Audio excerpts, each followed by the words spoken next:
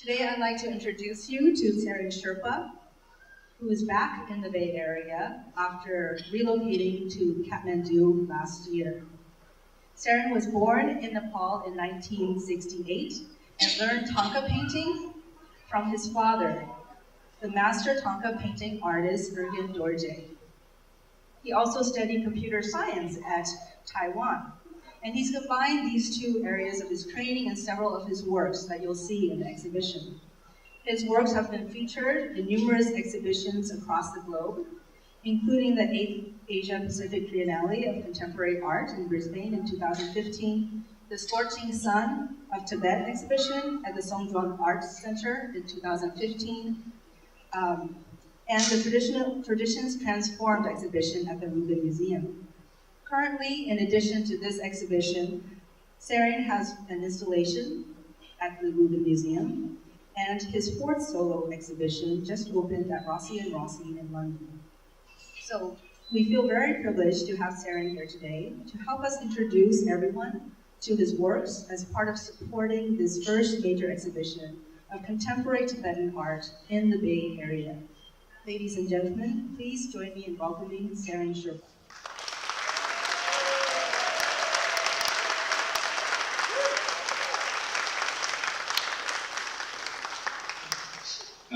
Thank you, Rosalyn. I would like to thank Berkeley Art Museum, Senior Asian Art Curator Julia White, as well as our exhibition curator Rosalyn, for this wonderful exhibition, which was...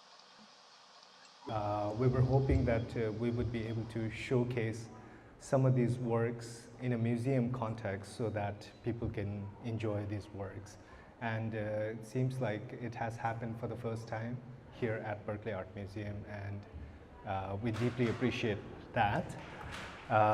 With that, I would like to show you some slides of some of my works, just take you briefly to, it's kind of like a short journey of my career, first as a traditional artist, and then eventually as a contemporary artist.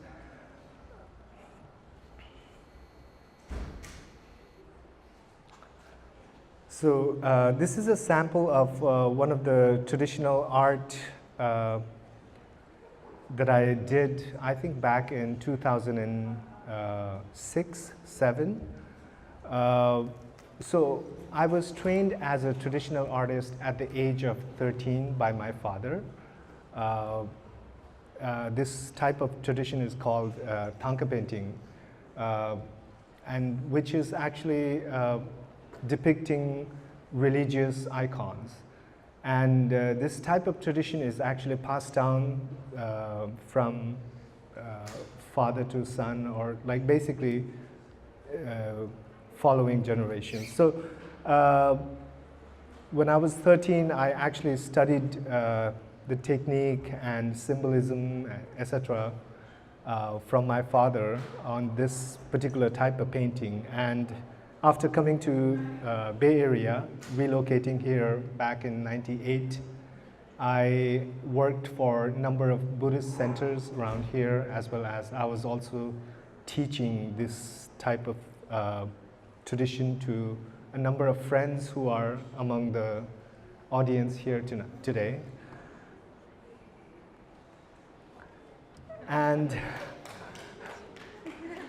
in 2003, I was approached by Jamba Juice to create their 3 marketing posters.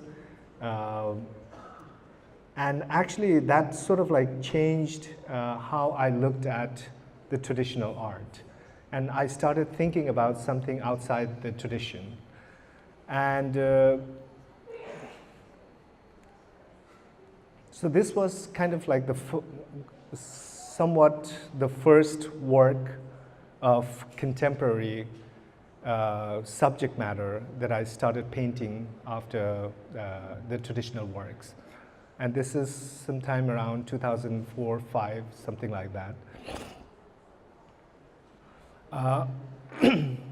This I titled Modern Prayer Flag, and basically when I was growing up in Nepal, because the place I was from is very much Buddhist site, a very sacred place, a sacred Buddhist place in Nepal. From my parents' house's window, outside I could see lots of prayer flags, the Tibetan prayer flags. And the idea is when it flaps, it sends out lots of prayers. When I was here in Bay Area, in Oakland, from my apartment window, I would see giant billboards. So I started incorporating these billboard slogans as well as advertising slogans, and then created this modern prayer flag, which actually looks like Tibetan script, but it's actually in English. Unfortunately, the picture is not very clear, but the slogans read something like, buy one, get one free, and food for your busy lifestyle, etc., etc.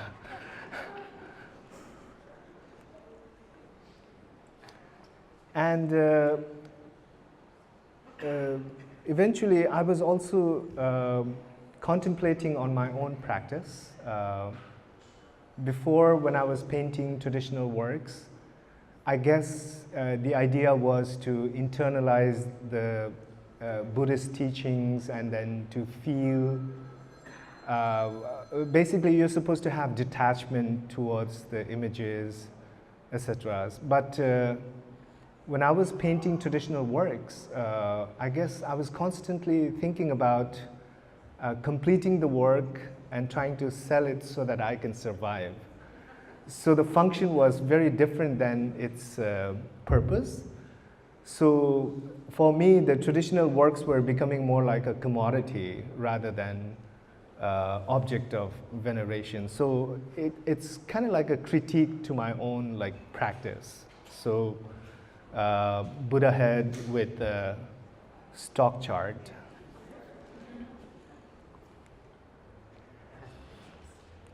And this other work is also reflecting on my own situation, trained in traditional art and then trying to free oneself.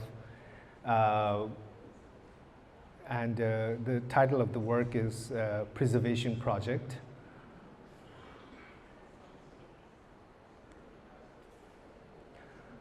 And around 2010, I started playing with this image. I created a character which I started calling Tibetan Spirit. The body consists of lots of tiny photographs of Tibetans, because I downloaded it from internet, Tibetans living all over the world. So I was trying to imagine how me as a Tibetan would be functioning and in this contemporary world, basically. So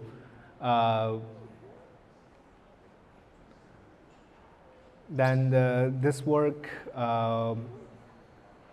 then around 2010, we were invited to do the first major museum show at the Rubin Museum in New York. And we were supposed to create some new works, particularly for the exhibition. And this was one of the works I painted for that exhibition.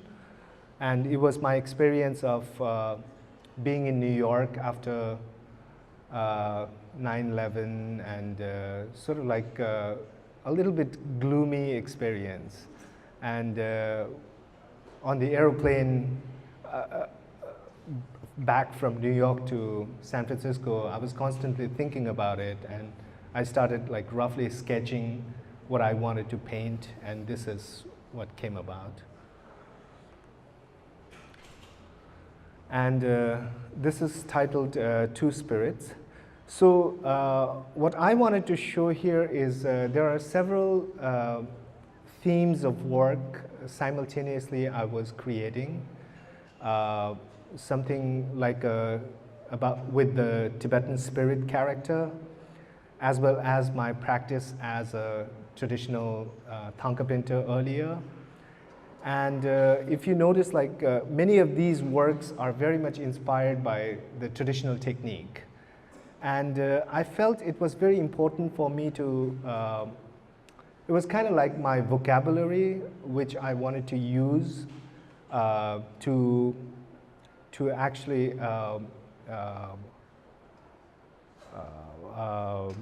to walk into the contemporary art world, basically. And it was very important for me to have that identity, although like it's a cliche to sometimes to talk about identity.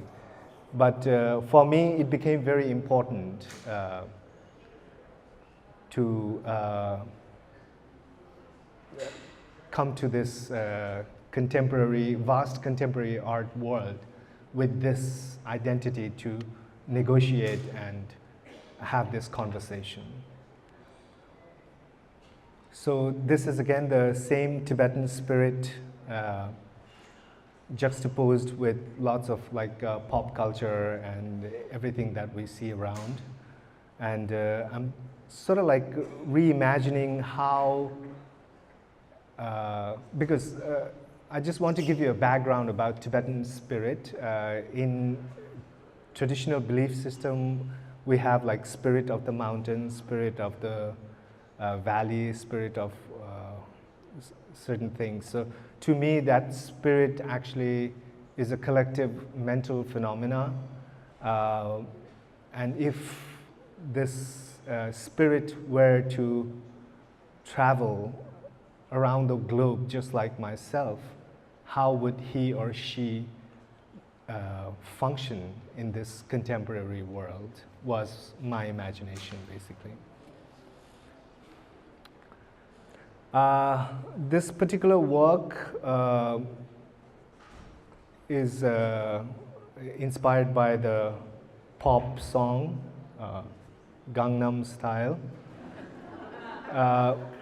To me, that song became a political statement when Ai Weiwei, artists like Ai Weiwei and Anish Kapoor were using it to convey political statements. So I also felt that, so more so than the pop song, it became like a political statement to me.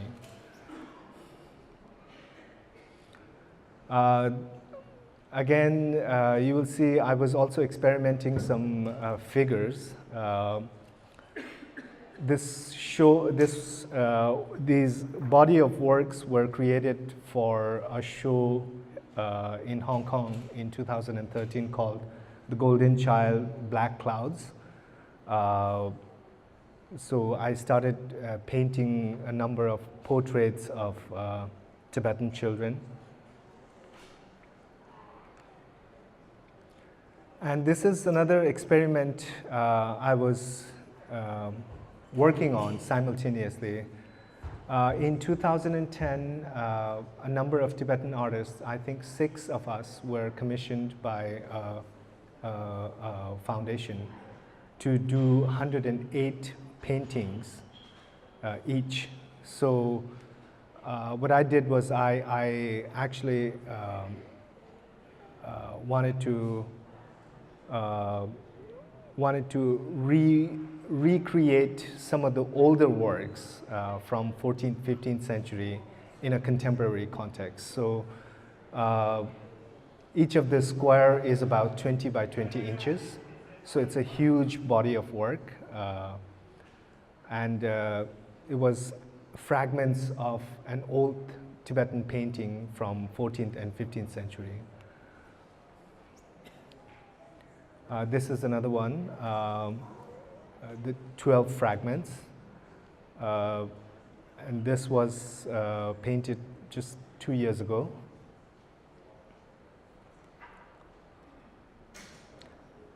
And another thing I was working on was also abstracting, so fragmenting as well as like abstracting the form of Tibetan images. It was kind of like my own experience, basically a little bit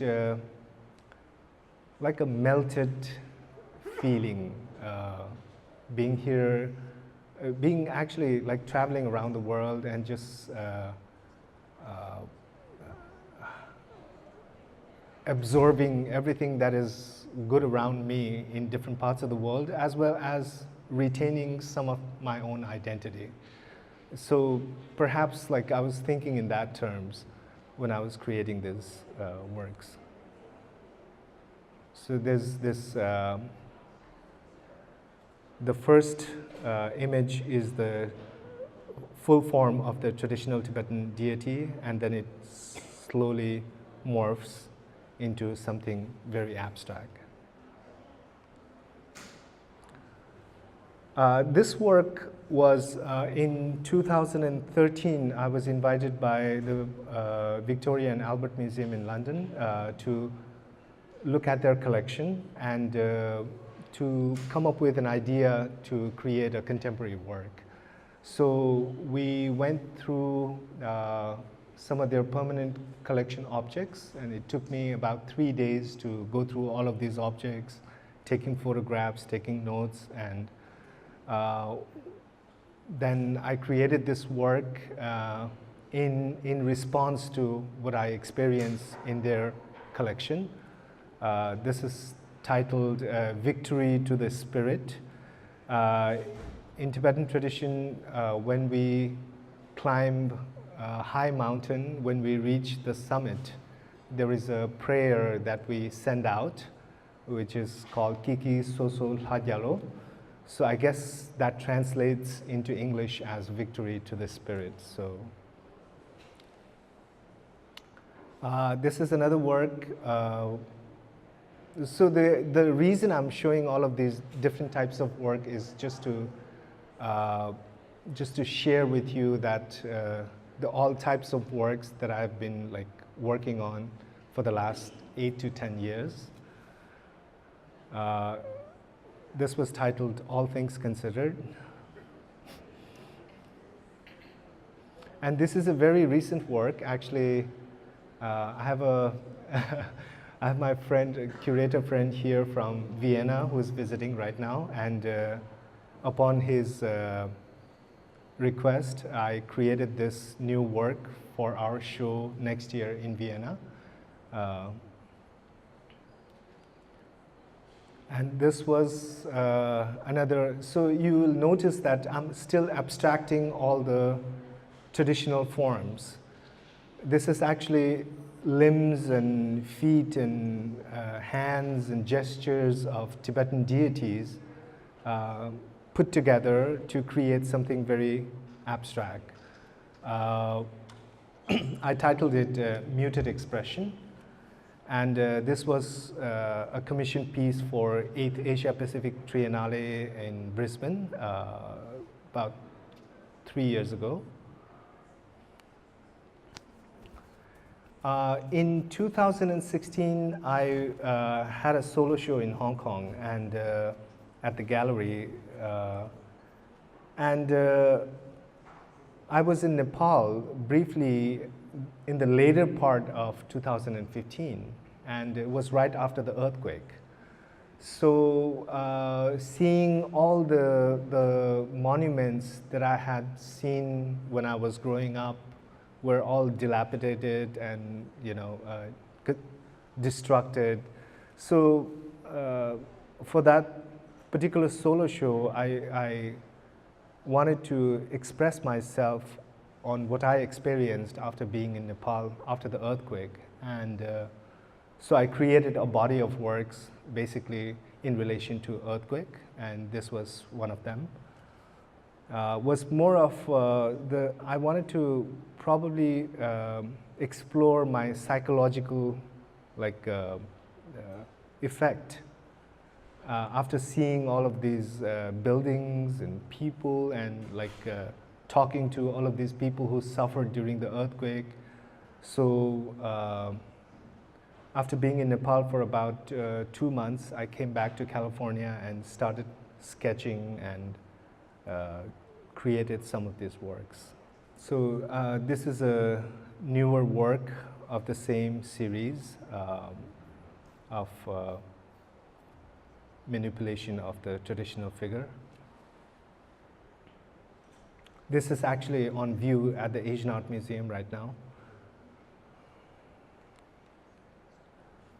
And just recently, like on the on the 2nd of this month, I have my solo show going on in London, and I wanted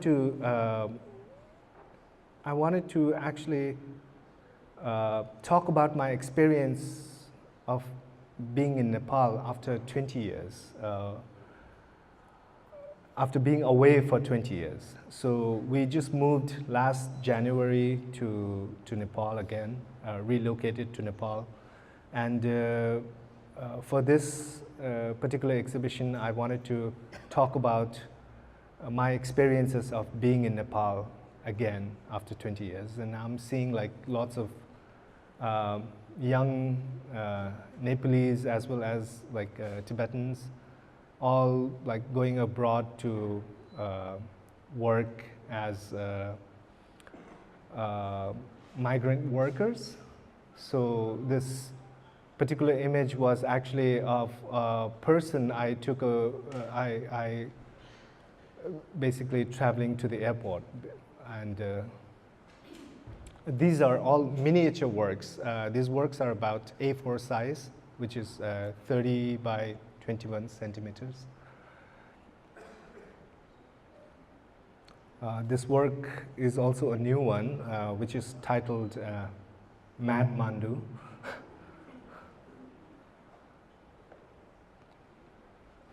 And along with paintings, I'm also exploring some with other materials, and this is a traditional carpet, actually. When I was in Nepal, I started working with carpet weavers and provided them with my drawings and designs, and we actually created some carpets, and this is one of them. The reason I wanted to create the carpet was it's kind of like a social space. The carpet is in Tibetan tradition whenever we get together, whenever families and friends gather, we use carpet as the social space. So, and this particular work was created after the earthquake in Nepal. And in Nepal, what I saw due to the earthquake and its tremor effects, people were not staying in their home, but rather outside in pitched tents and with carpets. So, and this is a sculpture, my first sculpture that I did. It's titled "And the Winner Is." And this is an installation that I created after, again, like talking about the issues of the earthquake and all that. So kind of like a prayer, rather, to all the people who suffered during the earthquake. So what I did was I actually went to this area where there were about 700 people that I interviewed, and they were in like temporary shelter after the earthquake. And I was asking them what wish that they had, and they were saying like, oh, they were waiting for the government compensation and to rebuild their homes and stuff like that. So as a protest, I actually gave them a 5 rupee note, Nepalese currency, and had them sign their name on the currency and stuffed all of the money inside the mandala. So it's kind of like a prayer, and I titled the work Wish Fulfilling Tree. And I also collected many of the broken objects from their homes, which was laid out on the ground, and then in the center was the installation. And And this is the work that I will be showing again at the Rubin Museum from 25th of this month. And just some installation shots from previous shows. This, I think, 2010 at the Rubin Museum from Berlin, Bangladesh, Brisbane, Australia. I think that's it. This is one of the works, the fragment works that I was showing in slide earlier. What I would do is take a traditional image, which is a full traditional painting, and fragment it to the point where it still retains some sort of a connection, but at the same time it looks abstract. And the idea, I feel, is depending on the viewer, the painting becomes something different. If the painting is familiar with the images, then probably they can reconnect the images in their mind. But if it is someone who's not familiar with the image, then it looks to them as something very abstract. So this is called Kala Chakra. It's actually a very popular Tibetan practice image. So this is what it looks like in real life. And if you have any questions, yeah. I'm curious, traditional thangka painter, how do they relate to your current work?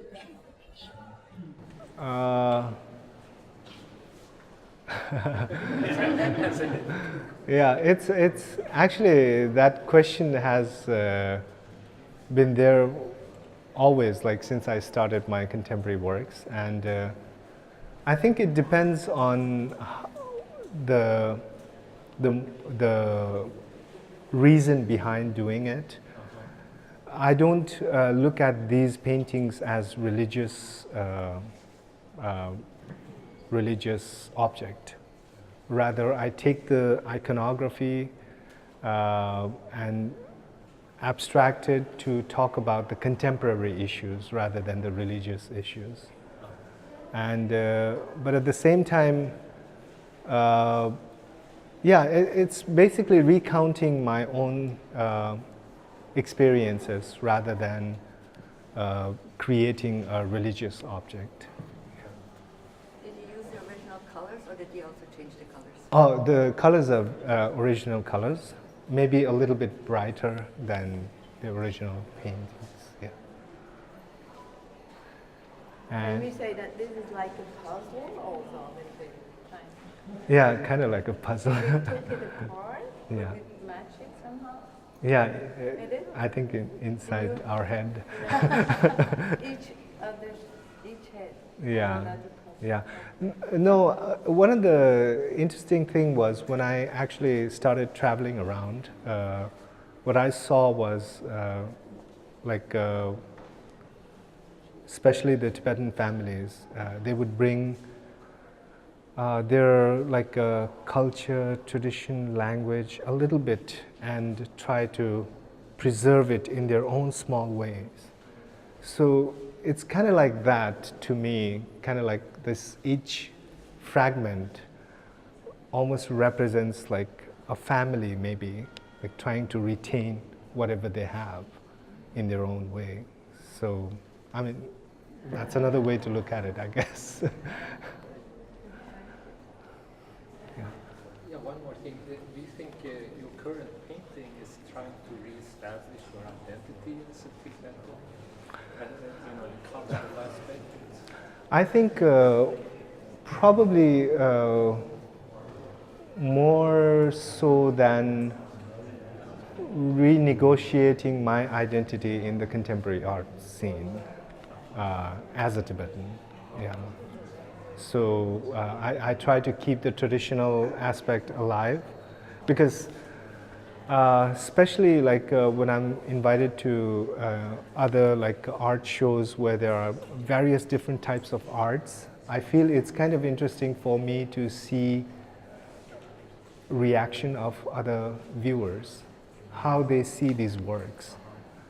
Do they categorize it as something very Asian, something very, you know, like, or it's like renegotiating again in the so for me, the technique up until now is very important to retain that appearance, I guess. I don't know about the future, but at least for now, it's very important for me to retain that. Yeah. Shall we go to another one? Again, you can see it's a Tibetan figure deity, and you can see like there's eyes and hands and feet. What I do is I play a little bit. I have these archived images of my traditional paintings from the past, so I would take it and manipulate that on computer a little bit, and partly on computer and partly on with Sketch, and come up with this figure and recreate them again. Yeah. Any questions?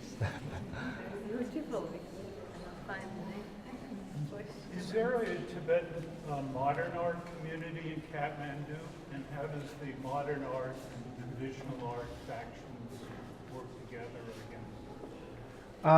I just moved back to Kathmandu. There is like a, I think I'm probably going to be the bridge between the traditional art and the contemporary art scene, because I understand the traditional background and traditional like thought process as well as the contemporary. So I'm almost becoming like the bridge between the two. So hopefully we can like start having conversation and see like how we can understand each other. Yeah. Are you in touch with artists working in Tibet and in China? Some of them, yes. But not on regular basis. Yeah, but some of them, yeah. Mostly through like emails or stuff like that. I was recently in China for an art exhibition in Yinchuan, just last June, sorry, and got to meet one Tibetan artist who was also present. This is one of the example of the Golden Child Black Cloud works that we saw earlier in slides.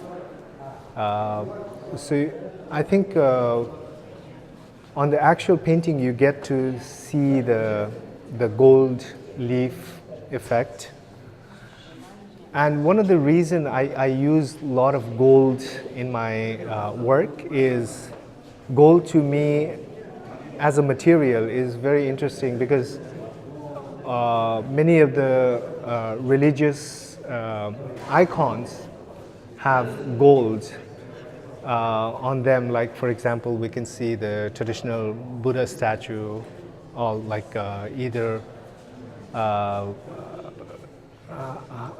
it's painted with gold basically. So again, the gold also falls into a category where it is talking about it has a monetary value. So it's like a commercial as well as religious at the same time. So which is a very interesting dichotomy for me. Yeah, so. In 2012,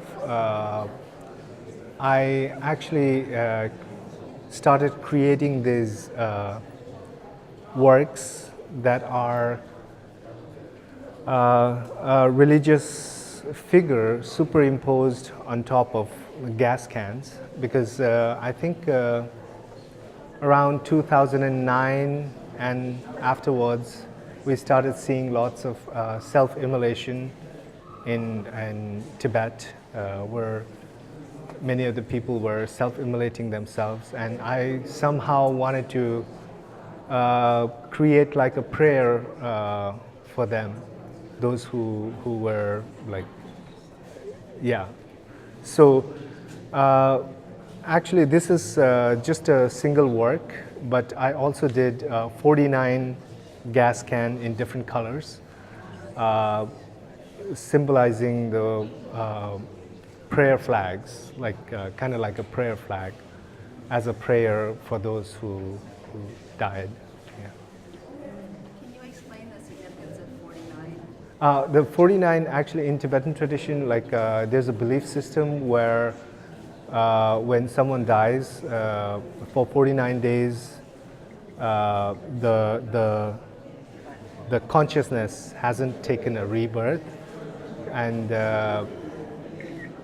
so the idea was like to create this 49 day prayer flags, basically. Yeah. Any more questions for Tsherin? Any questions? Yeah. Have you published any books, with reproductions of your paintings? I've had like there are catalogs along with exhibitions. I haven't published myself, but it's from the gallery or the museum. Yeah, and so there are some books. Yeah. Yeah. Okay. Yeah. Thank you. Yeah. Yeah. Sorry. Any other questions? Something about you? No. Thank you. I Yeah. have a comment, Tsherin. I think it's incredibly powerful. Yeah. Thank you. It's amazing. Thank you. And the butterfly, the symbol of rebirth, emerges. Yeah. Thank you. I was just informed that everybody is here, so Oh, okay. you can just continue on if Okay. you want to. They all Yeah. decided to come here. So yeah, if you have any questions, yeah, please let me know. Yeah. Thank you.